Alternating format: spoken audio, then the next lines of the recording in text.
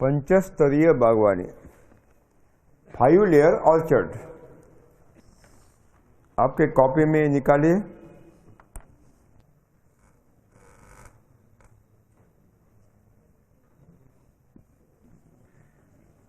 ये पंचस्तरीय बागवानी जो विविध 5 स्तरीय इसकी रचना है, लिखिए। यह पंचस्तरीय बहुवार्षिक सम्मिश्रित फल पेड़ पौधों की शाश्वत रचना है। सस्टेनेबल। इसमें वृक्ष के रूप में जहां गोल आकार है वहां 36 बाय 36 फीट अंतर पर आम, इमली, चीकू, नारियल, कटहल, काजू, बड़े वृक्ष इसमें आते हैं। जहां गोल है वहां, है ना, जहां गोल का चिन्ह है वहां। हाँ, देखिए 4 गोल चिन्ह के सेंटर में, बीच में एक चौकोन है ना, चौकोन। 4 गोल के बीच में, सेंटर में, मध्य में एक चौकोन है।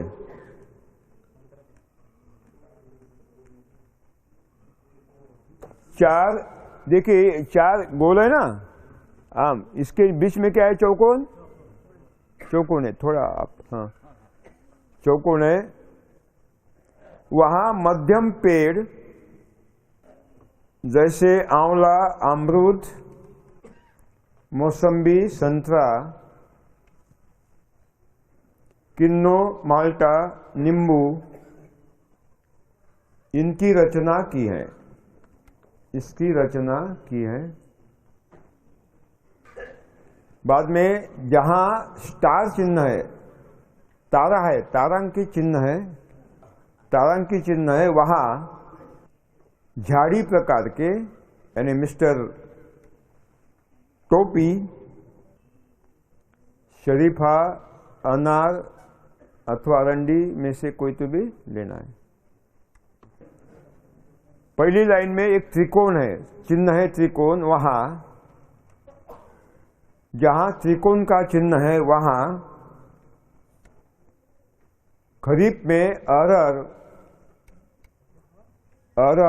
तुअर क्या बोलते हैं आप, अरहर, उसमें बाजरा मिलाकर डालना है। अरहर, बाजरा अथवा मक्का, अरहर मिलाकर डालना है।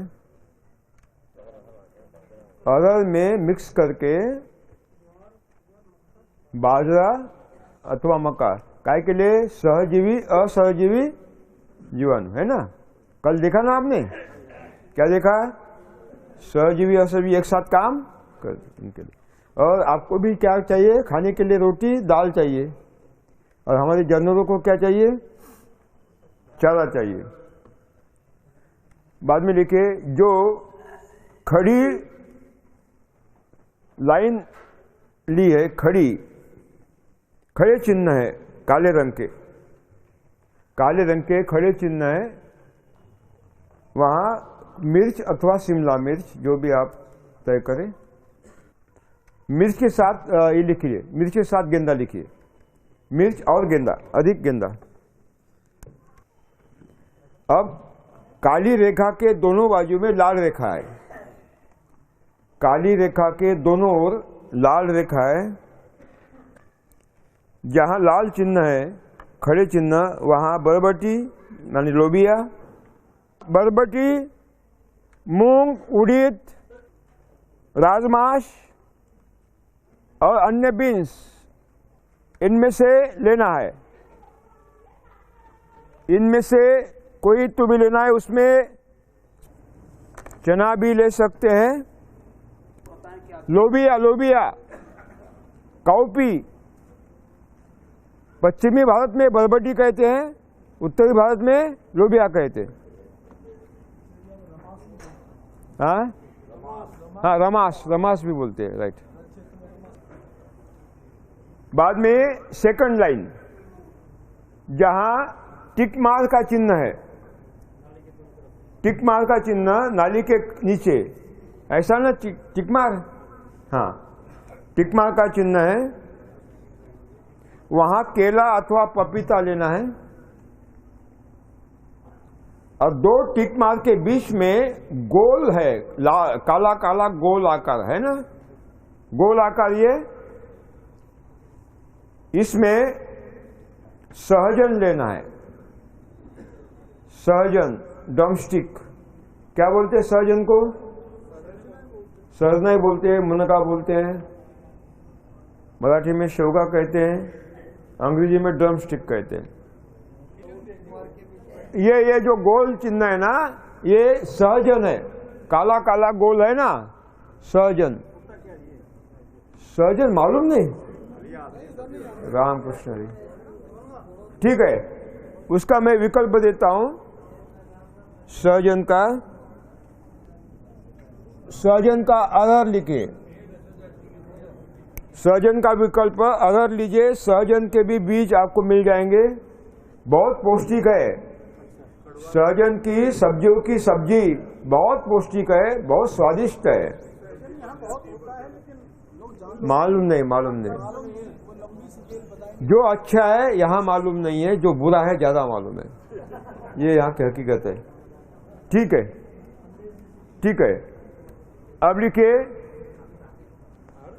हर दो कतारों के बीच 4.5 फीट अंतर आता है, जिसको पट्टा कहेंगे हम।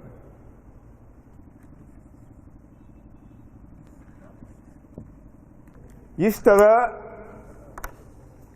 तरह एक यूनिट में 8 पट्टे आते हैं। नंबर दिए है 1 2 3 4 5 7 6 7 8। नंबर 1, नंबर 3, नंबर 5 और नंबर 7 पट्टा में लिखिए।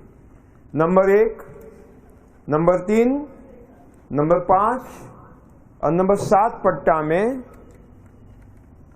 बीच में 3 फीट चौड़ी, 1.5 फीट गहरी, 3 फीट चौड़ी 1.5 फीट गहरी नाली निकाली है। अपोजिट टू स्लोप, मैंने ढलान के विरुद्ध दिशा में। अपोजिट टू स्लोप, ढलान के कौन सी दिशा में? विरुद्ध दिशा में, पानी रोकने के लिए। अपोजिट टू स्लोप, ढलान के विरुद्ध दिशा में नाली निकाली है। लिखे? हाँ। मिर्च के दोनों ओर काले काले डॉट है। मिर्च के दोनों ओर काले काले डॉट निकाले हैं, निकाले हैं ना? मिर्च के दोनों ओर काले काले ये है ना, बिंदु निकाले ना, बिंदु ये बिंदु काले काले। ये आप यहां आकर देखेंगे बाद में भोजन के समय। वो है हल्दी अथवा अदरक, अदरक अथवा अदरक, हल्दी अथवा अदरक दोनों ले सकते हैं, क्योंकि छाया में बहुत बढ़िया आती है और इस मॉडल में तो बहुत बढ़िया आती है। नाली के दोनों किनारे ऊपरी स्तर पर तरबूजा, खरबूजा को क्या बोलते हैं आप? वाटर मेलन को क्या कहते हैं? हाँ, तरबूज, खरबूज, ककड़ी, गिलो, खीरा। ककड़ी को खीरा कहते हैं ना? नहीं, खीरा अलग है, ठीक है। इसके बीच डालना है दोनों तरफ। हाँ, खीरा माने कुकुम्बर, मुझे मालूम है। ककड़ी माने भी कुकुम्बर। बारिश काल के पहले सभी नालियां आच्छादन से भर देना है। कभी भी पौधशाला से कोई भी पौधा खरीद कर नहीं लाना है, विशेष रूप में बागवानी में। पौधशाला में पौधे की मुख्य जड़ 2 बार काटी जाती है, जिससे पौधे का आधार ही निकल जाता है। ये मुख्य जड़ गहराई में तब तक जाते हैं जब तक पानी नहीं मिलता, भूजल नहीं मिलता, और गहराई से भूजल से नमी उठाती है और खाद्य तत्व उठाती है, पोषक तत्व उठाती है। अगर कोई कठिन चट्टान आती है बीच में या कठिन स्तर आता है, तो ये मुख्य जड़ अपने अग्र से कुछ आम्ल स्रवित करती है, जिससे चट्टान पिघल जाती है। अग्र में कुछ स्राव, आम्ल स्राव स्रवित करती है। Acids are secreted through the apex of the root, tap root, जिससे चट्टान पिघल जाती है और जड़ नीचे नीचे गहराई तक चली जाती है। This is the fantastic system of the God. उसी तरह ये मुख्य जड़ पौधों को, पेड़ को भरपूर आधार देती है, मजबूत आधार देती है, ताकि चक्रवात में पौधा न गिरे और अकाल में भी पौधा न सूखे, क्योंकि गहराई से जल स्रोत जो होते हैं भूमि में अंतर्गत, उन जल स्रोतों से वो नमी उठाती है। लेकिन पौधशाला में जब ये मुख्य जड़ काटी जाती है तो मुख्य आधार ही टूट जाता है। इस स्थिति में केवल दुय्यम जड़ें भूमि के सतह को समांतर फैलने लगती है, जिससे पौधों को आधार नहीं मिलता और चक्रवात में पौधे गिर जाते हैं। ये गलत सिस्टम है, गलत सिस्टम है। Totally wrong system has been given by the university people. उनको पूछो, नर्सरी वालों को, उनको पूछो, क्योंकि जब आप उखड़ते हैं ना तो अपने आप कटती है। पहले बीज डालते हैं, फिर पौधे उखाड़ते हैं, फिर नर्सरी में लगाते हैं बेड पे, और जब किसानों को देते हैं तो भी 2 बार उखाड़ते हैं।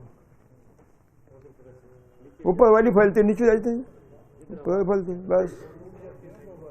ये क्यों अकाल में क्यों सूखते? जंगल के पौधे क्यों नहीं सूखते अकाल में? अकाल में आपके पेड़ सूखते हैं, जंगल के क्यों नहीं सूखते? क्या जवाब है कृषि वैज्ञानिकों के पास? बताओ ना। ये गुमराह कर रहे हैं किसानों का। अब तक इन्होंने एक ही काम किया है, गुमराह करने का। लिखिए, साथ में जड़ और तना, इनका आपस का अनुपात होता है जो बिगड़ जाता है। Root shoot ratio is totally disturbed, और सगी मां के गोद से पौधे उखाड़कर सौतेली मां के झोले में डाला जाता है। कहाँ? आपके खेत में। ये मिट्टी कौन सी है? नर्सरी की सगी मां है। जहां लगाते है कौन सी है? सगी मां है, वहां सौतेली मां है। नैतिकता भी इसमें नहीं है। इसलिए कभी भी पौधशाला से पौधे नहीं लाना है। देखिए, जहां हमें पौधे खड़े करना है, लिखिए, वही उसके बीज डालना है, अथवा उसके पितृवृक्ष के बीज डालना है, रूट स्टॉक के बीज डालना है। उसके पितृवृक्ष, हाँ, रूट स्टॉक, हिंदी में रूट स्टॉक बोलते हैं, उसके बीज वहां डालना है। और बाद में उस पर आपके इच्छित किस्म का कलम करना है। बाद में उस पर आपकी जो इच्छित किस्म आपको लगाना है, अल्पांशो है या कोई भी है, तो उस पर उसकी क्या करना है? कलम करना है। This is the right way, I think that. एक ही पेड़ की 100 गुठलियां अगर लेते हैं और 100 जगह लगाते हैं तो उनके फलों में 100 पेड़ों के फलों में गुणधर्मों की विविधता होती है। एक समान गुणधर्म नहीं मिलते। हाँ, एक समान नहीं होते, गुणधर्मों की विविधता होती है, क्योंकि जैव विविधता ये प्रकृति का आत्मा है। Nature is trying to diversify all the species of the vegetation always. वो विविधता निर्माण करना चाहते हैं बार बार।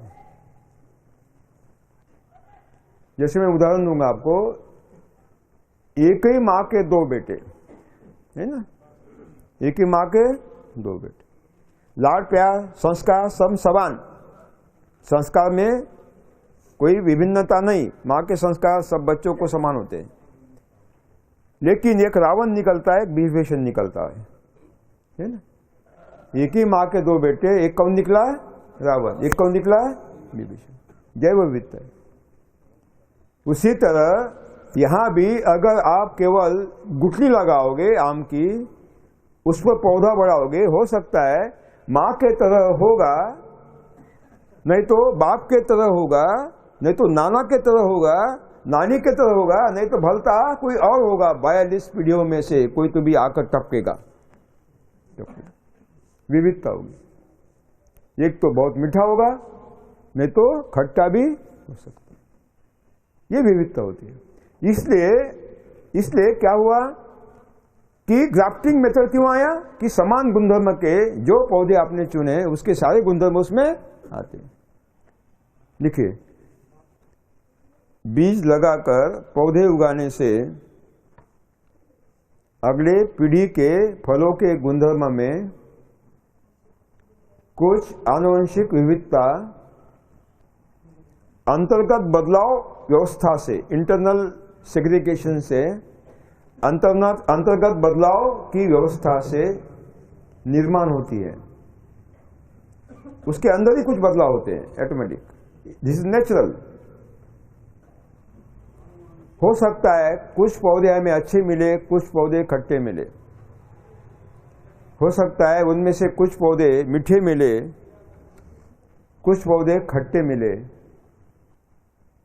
इसलिए एक समान गुणधर्म के फल मिलने के लिए कलम पद्धति का उपयोग किया गया है।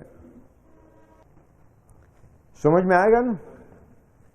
देखिए, जब बीज डालकर या गुठली डालकर हम पौधे उगाते हैं, बढ़ाते हैं, तो वह दीर्घजीवी होते हैं। दीर्घजीवी होते हैं, दीर्घजीवी यानी सैकड़ों साल, हाँ, लंबे साल उम्र होती है उसकी। दीर्घजीवी होते हैं। आम 250 साल तक भी हम ले सकते हैं।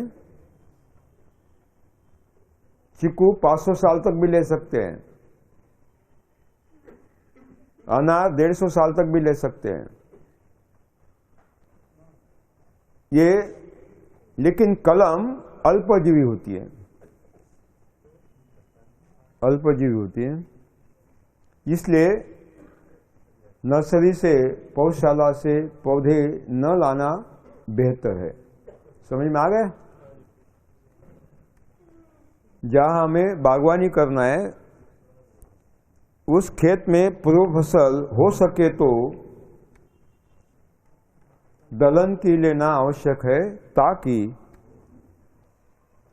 ताकि पेड़ पौधों की जड़ों को बढ़ने के लिए आवश्यक वातावरण निर्मित हो। पूर्व फसल काटने के बाद भूमि की जोताई करें। गहरे जोताई मत करें किसी भी स्थिति में। गहरे जोताई मत करें। कल्टीवेटर और रोटावेटर से आप जोताई कर सकते हैं। कल विषय हो गया, क्यों नहीं करना है? दोनों चॉइस दी है आपने, कोई भी करे आप। वो रासायनिक में होता है, प्राकृतिक में भूमि नरम होती है, गद्दी पर चलते हैं। वही बोल रहा हूं ना, शुरू की बात है, आप रासायनिक से आप इधर आ रहे हैं। कैसियो कहाँ है आपके यहाँ? देखिए, जोताई के बाद कड़ी धूप में उसको सुखाइए, क्योंकि आप पहला साल है, अभी आप प्रवेश कर रहे हैं, आपकी भूमि कठिन है, फोड़ना पड़ेगा। कड़ी धूप में सुखाने के बाद पूर्व फसल के अवशेष संकलित करके उनका एक कोने में ढेर लगा दे, ताकि उसका आच्छादन के लिए सदुपयोग हो। जोताई के लिए बड़े ट्रैक्टर का उपयोग मत करें, छोटे ट्रैक्टर अथवा पावर टिलर का उपयोग करें। हो सके तो बैल से चलने वाला लकड़ी का हल बहुत बढ़िया है। अंतिम जोताई के पहले प्रति एकड़ 400 किलो घनजीवामृत 1 एकड़ जगह पर समान रूप में उसको छिड़क दे, हाथों से छिड़क दे, और अंतिम जोताई से उसको मिट्टी में मिला दे। बारिश का पानी आने के बाद अथवा सिंचन करने के बाद अंकुरित होकर ऊपर आने वाले खरपतवार को फिर एक बार जोताई से मिट्टी में मिला दे, ताकि खरपतवार का पूर्व नियंत्रण हो। कोमल खरपतवार के अग्र में 1000 गुना फॉस्फेट होता है, जो मिट्टी में ऊपर की सतह में संग्रहित होता है। बाद में 4.5 फीट पर सीधी और आड़ी कतारें निकाले, चौफुली बोलते, क्या बोलते आप उसको? स्क्वायर। ये है ना, ऐसे आ गए, चौफुली बन गया ना। हाँ, वर्गाकार। हर स्क्वायर पर, चौफुली पर, चौराहे पर, क्या बोलेंगे आप? हर चौराहे पर एक एक मुट्ठी घनजीवामृत डाल दे। इसमें 36 बाय 36 फीट पर एक चौराहे पर आम की गुठली लगाना है। गुठलियां उस आम के पेड़ से प्राप्त करें जो विशाल वृक्ष होता है, वर्षा आधारित होता है, जिसको पानी नहीं दिया गया, सिंचित नहीं होता, और जिसके फल बहुत खट्टे हैं। वह पेड़ वृक्ष बहुत ही मजबूत और प्रतिरोधी होता है, रेजिस्टेंस पावर उसके बहुत ज्यादा है, अकाल में जूझने की क्षमता उसमें ज्यादा है। उसके पके हुए फल निकालिए गुठली के लिए। फल से गुठली बाहर निकलते ही उसको लगाने में जितनी देर करोगे उतनी अंकुरण क्षमता घटती है। इसलिए जितने जल्दी हो सके उसको लगाना है। गुठली लगाने के लिए 3 फीट चौड़ा, 3 फीट लंबा, 3 फीट गहरा खड्डा नहीं खोदना है। कृषि वैज्ञानिक खड्डा खोदने के बाद किसानों को गाड़ने के लिए कहते हैं, आम लगाने के लिए नहीं, क्योंकि अप्राकृतिक है, अनावश्यक है, जिसकी कोई आवश्यकता नहीं है। केवल 6 इंच गहरा या 9 इंच गहरा, 6 से लेकर 9 इंच गहरा और 9 इंच चौड़ा और 9 इंच लंबा खड्डा खोदिए। मिट्टी खड्डे के पास डालिए, सगी माँ है वो, उस मिट्टी में मिट्टी का 1/4 हिस्सा घनजीवामृत मिलाए और 1 चुटकी राख मिलाए। चुटकी माने इसको क्या बोलते हैं? चुटकी, मुट्ठी नहीं, 1 चुटकी राख मिलाए। केवल चुटकी, मुट्ठी नहीं। और अच्छी तरह से मिलाकर वही उसका ढेर लगाइए नजदीक खड्डे के। ये ज्यादा देर मैं इसलिए दे रहा हूं समय कि यह धान से कोई काम नहीं होने वाला, गेहूं से लड़की की शादी नहीं हो सकती, है ना, बच्चों की पढ़ाई नहीं हो सकती। अगर पैसे चाहिए तो आपको ये बागवानी दे सकते, इसलिए मैं ज्यादा देर दे रहा हूँ, इसका समय दे रहा हूँ इसके लिए। क्या लिखा? मिलाकर, हाँ। और उसके ऊपर झाड़ी से जीवामृत छिड़क दीजिए। झाड़ा बोलते क्या झाड़ी बोलते हैं? फवारा, फवारा से, फवारा से फवारा छिड़क दीजिए। 48 घंटे रखे, नर्सरी मिट्टी जीवाणु समृद्ध मिट्टी तैयार हो जाएगी। खड्डे को धूप में ठीक से सुखा दीजिए। बाद में नीचे 3 इंच ये मिट्टी डाल दीजिए। तलट्टी में 3 इंच का इस नर्सरी मिट्टी का स्तर डाल दीजिए। संपृक्त मिट्टी कहेंगे हम इसको, मिट्टी संपृक्त मिट्टी कहेंगे। हो गया? बाद में गुठलियों को बीजामृत में डुबोए और उस डाले हुए मिट्टी पर 3 कोने में 3 गुठलियां डाल देना है। 3 कोने में 3 गुठलियां डाल देना है। एक ही गड्ढे में डालना है ना। अगर एक डालेंगे मरेगी तो हो सकता है अंकुरित न हो, रिस्क है ना। 2 डालेंगे तो 1 रहेगी, 3 डाले तो शाश्वत रहेगा कि। और क्या होता है, आप तो कुछ काम करते नहीं, वो आपके मजदूर काम करते हैं, जोताई करते समय एक आधा पौधा उखाड़ देते हैं, तो इससे रिस्क नहीं लेना है, 3 डालना है।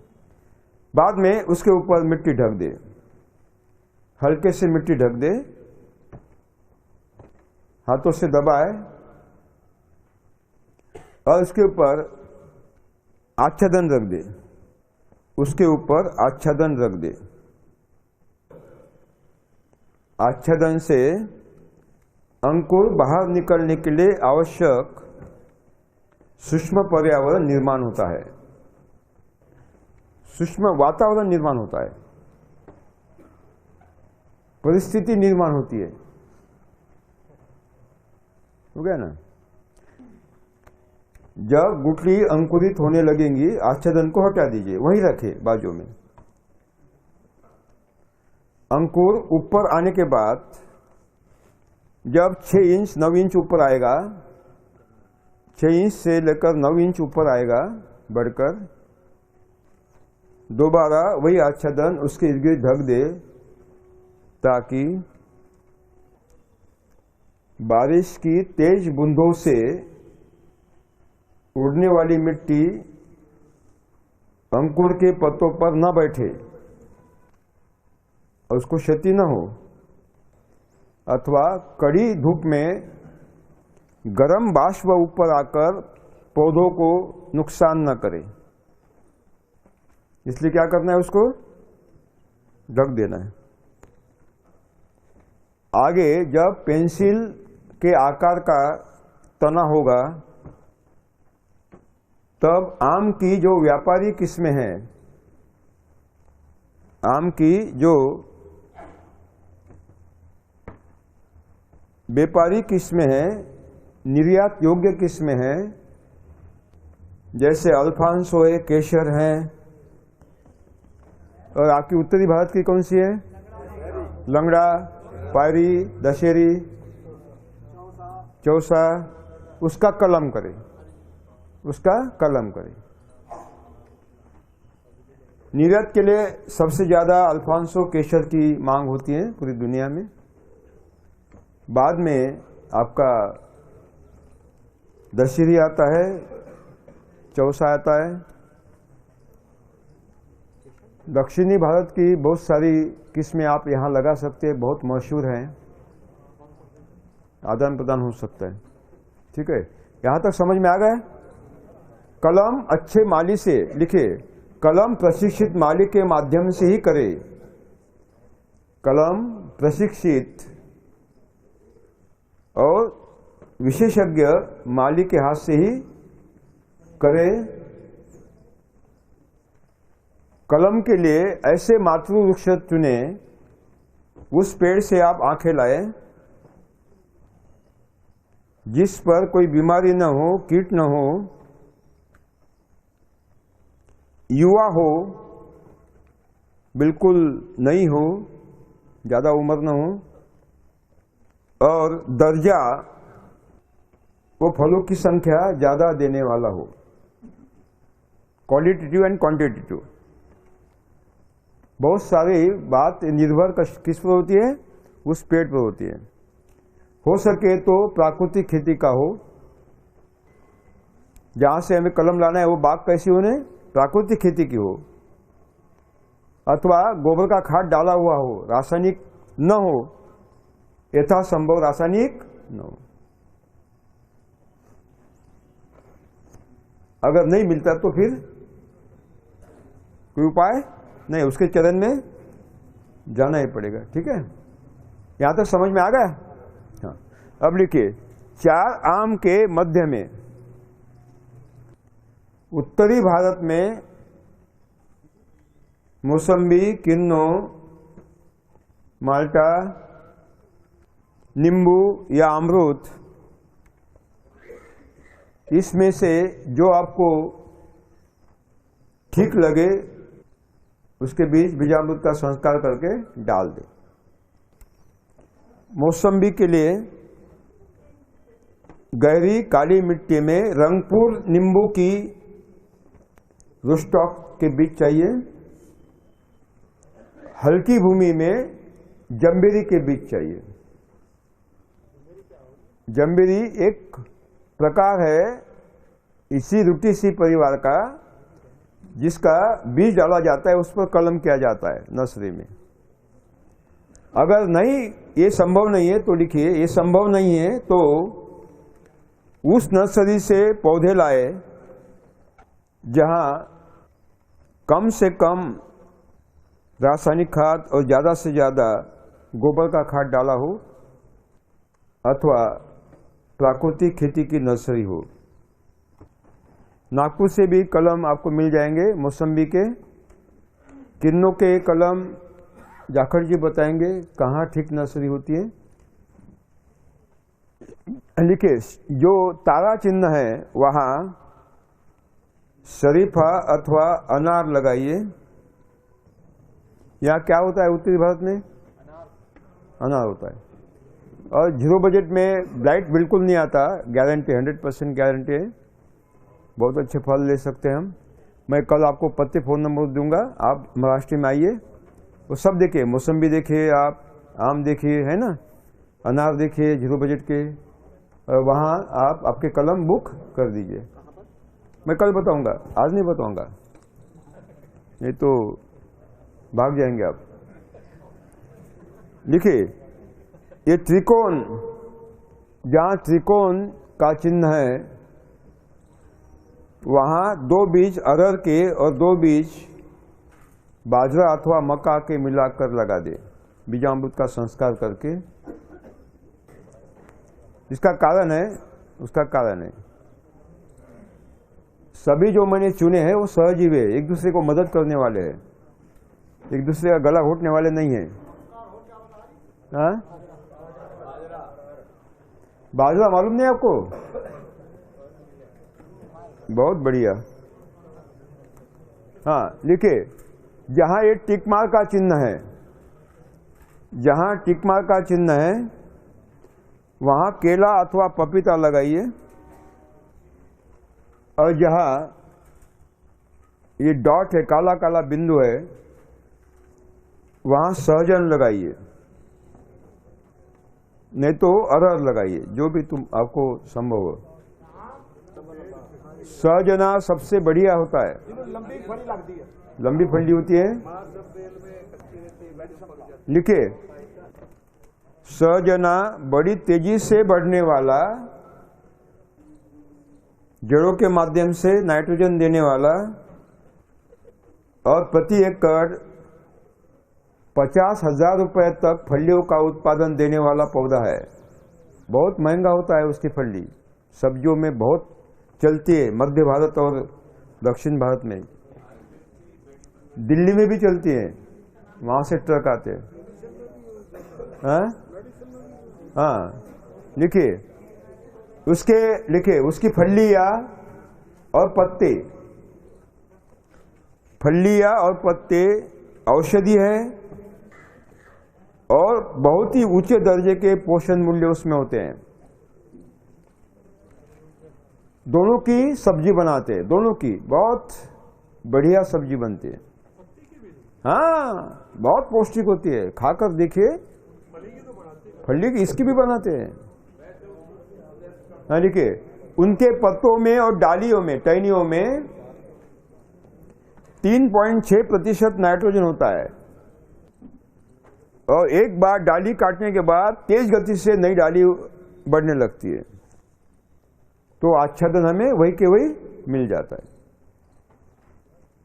सहजना के बीजों की पाउडर पीने का पानी शुद्ध करने के लिए सबसे निर्धोक उपाय है।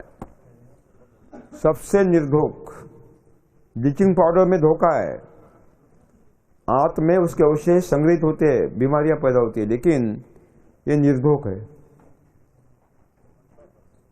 आगे इसकी बहुत डिमांड आने वाली है। जल शुद्धिकरण के लिए बहुत ही अच्छा उपाय है, उसका उपयोग किया जाता है। ठीक है ना। देखिए बाकी फसलें भी उसी जिस ऋतु में लगाना है उस ऋतु में लगा दीजिए। देखिए यहां दी हुई बाकी सब फसलें भी जहां जहां बताया है वहां वहां लगा दे। हल्दी लगाते हैं आप? हल्दी कौन लगाते हैं? बहुत लोग हैं।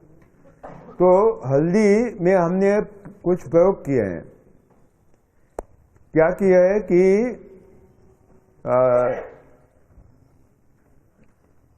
हल्दी को उबालना नहीं है,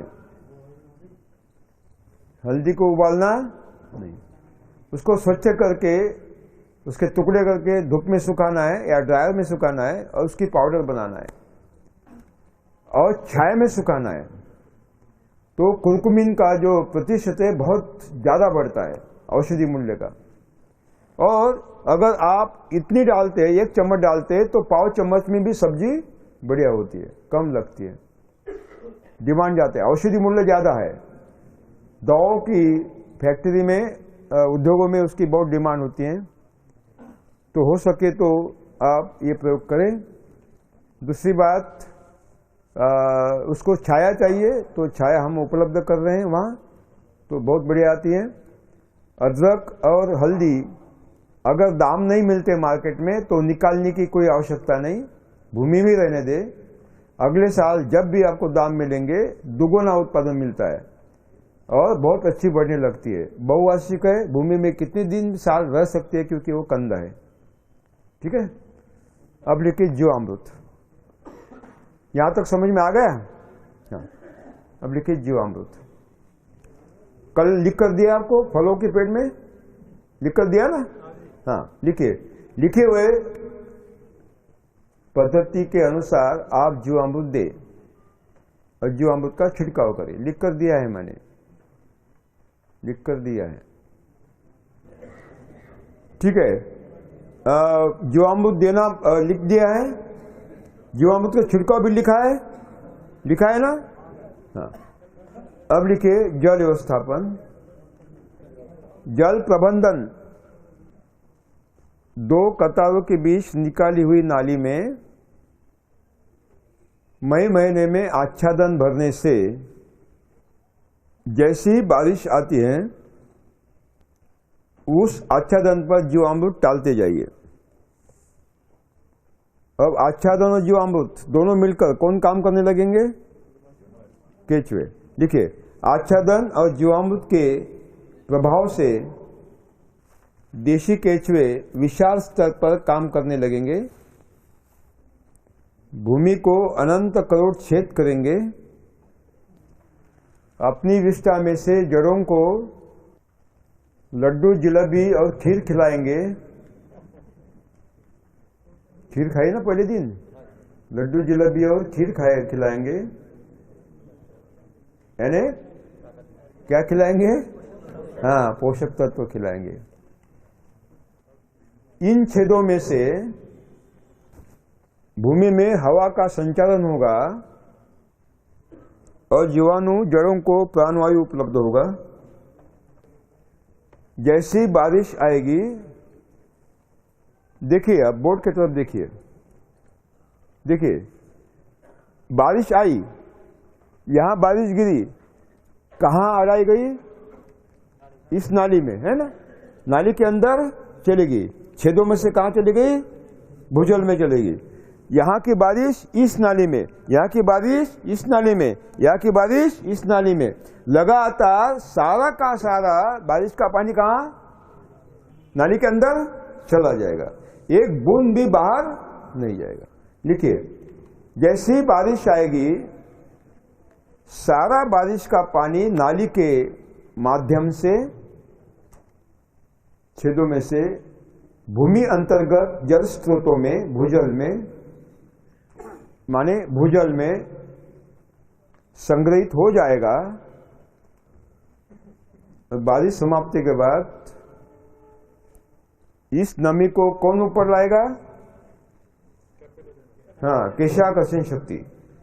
इस बारिश के पानी को, भूजल को, केशाकर्षण शक्ति लगातार साल भर ऊपर लाती रहेगी और जड़ों को नमी मिलती रहेगी, कंटिन्यूअस। लिखिए, यहां लगी हुई दाल वर्गीय फसलें और सहजन हवा से नाइट्रोजन लेकर इर्द गिर्द सारे पौधों को उपलब्ध कराएगा, इर्द गिर्द सारे पौधों को उपलब्ध कराएगा। उसी के साथ दलहन के पत्ते गिरते जाएंगे, आच्छादन होता जाएगा। जैसे जैसे सब फसलें कटती जाएंगी, आच्छादन उपलब्ध होता जाएगा। जहां वर्षाकालीन फसल काटी गई, वहां तुरंत क्या लगा देना है? शीतकालीन सब फसल लगा देना है, लगातार लेना है।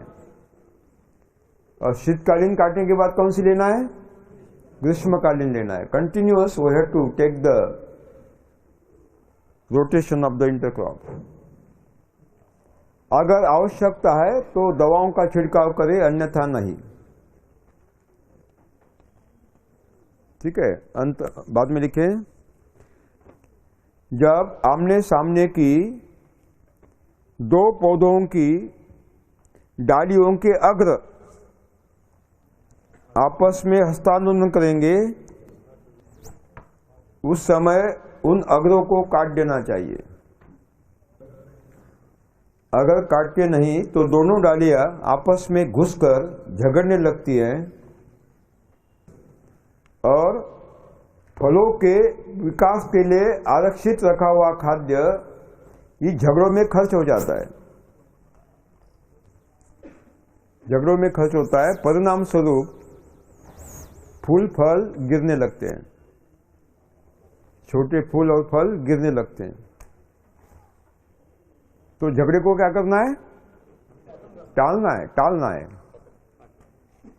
जैसे मैं उदाहरण दूंगा आपको, बेटी की शादी के लिए आपने 5 लाख रुपए बैंक में रख दिए और साथ में उसी समय बेटी की शादी होने वाली है और पड़ोसी से झगड़ा चालू हुआ और कोर्ट मैटर बन गया। तो आपके तो मालूम है कोर्ट मैटर कैसा षड्यंत्र है ना?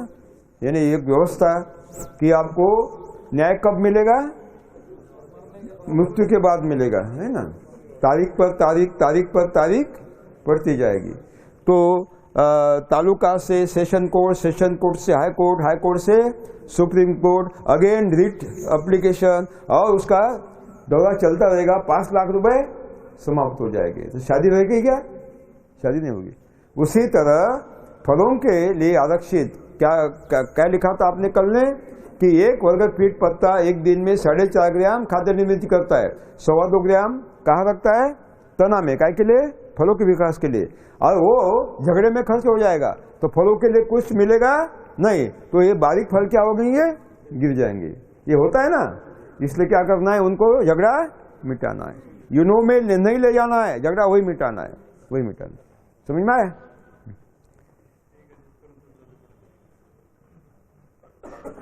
तो इस तरह इसका प्रबंधन करना है, ठीक है ना? ठीक है। किन्नो कौन कौन लेते हैं? किन्नो, इसमें किन्नो वाले कौन है? 1-2 है। मौसम्बी 1 है। बाकी आम वाले कौन है? आम वाले बहुत है। बढ़िया बढ़िया। क्या मिलता है आपको?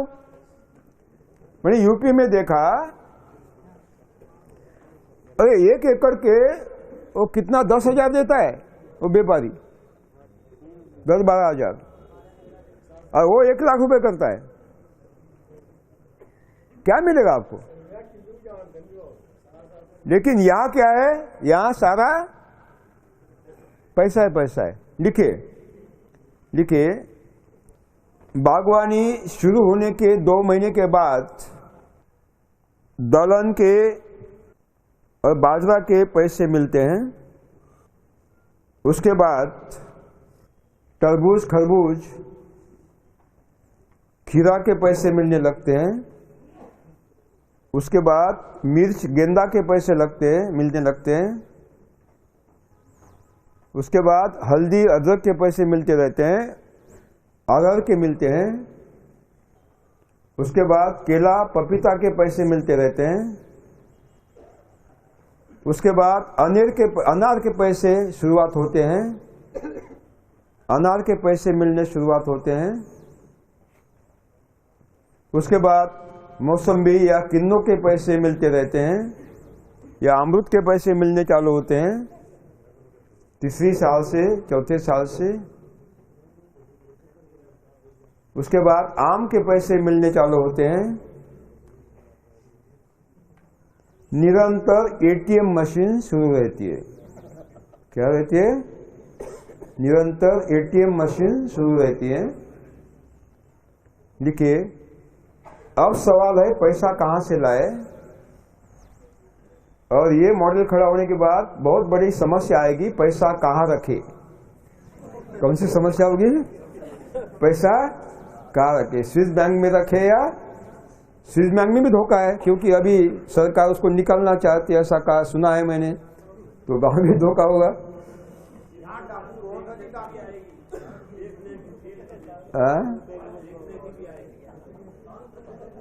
तो इस तरह आपको ये मॉडल खड़ा करना है। बहुत ही सक्सेसफुल है। दक्षिण भारत में इसको बहुत विख्यात हो गए हैं, अफ्रीका में भी विख्यात हो गए हैं पालेकर मॉडल के नाम से। और